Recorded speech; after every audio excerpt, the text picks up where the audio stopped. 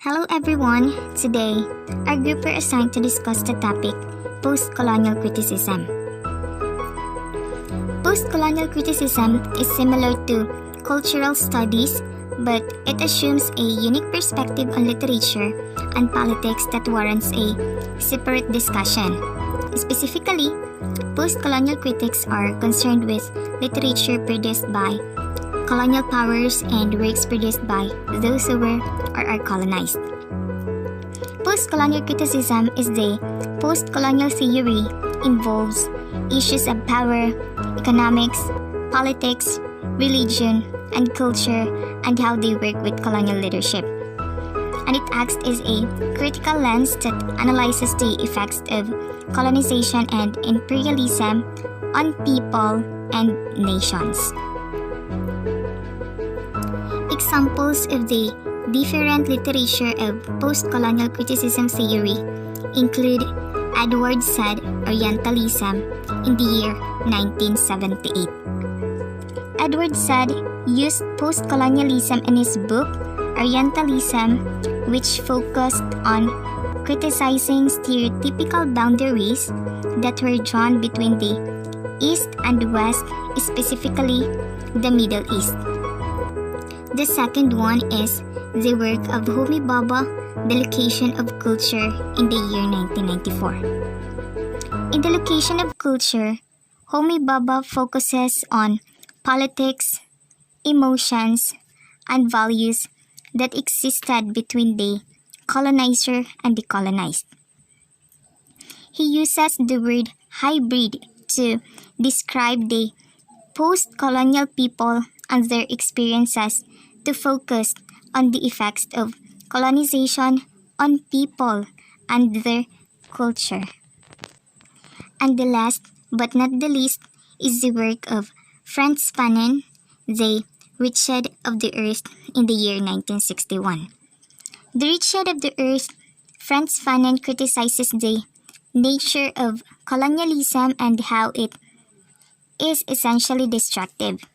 He depicts its societal effects and how it harms the mental health of native people who were subjugated into colonies by saying such dehumanization is achieved with physical and mental violence.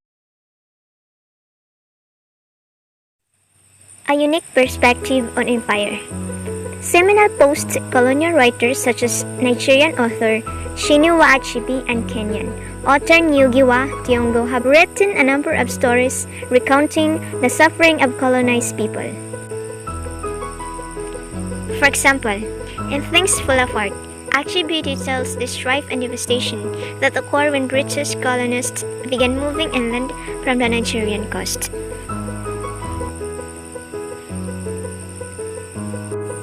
Rather than glorifying the exploratory nature of European colonists as they expanded their sphere of influence, Achebe narrates the destructive events that led to the death and enslavement of thousands of Nigerians when the British imposed their imperial.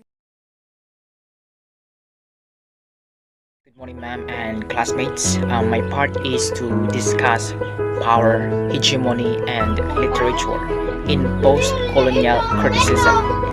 Post-colonial criticism also questions the role of the Western literary canon and Western history as dominant forms of knowledge making. But what is Western literary canon? The Western canon is the body of high cultural literature, music, philosophy, and works of art that is highly valued in the West, works that have achieved the status of classics.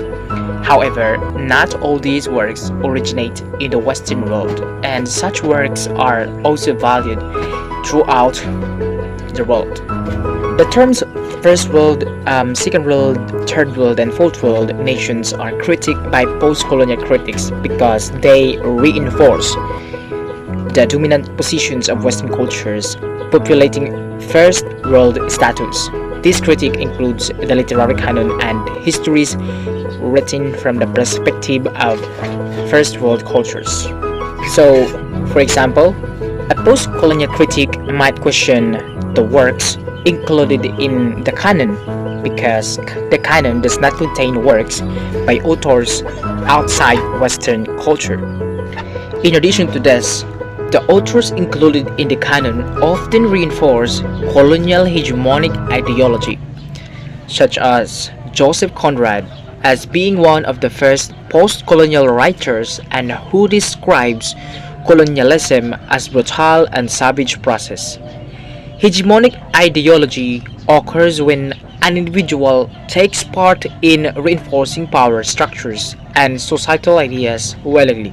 Western critics might consider Heart of Darkness an effective critique of colonial behavior, but post-colonial theorists and authors might disagree with this perspective.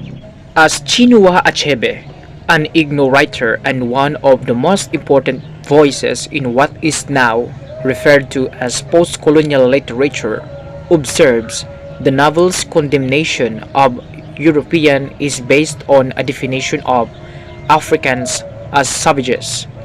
Beneath the veneer of civilization, the Europeans are, the novel tells us, as barbaric as the African.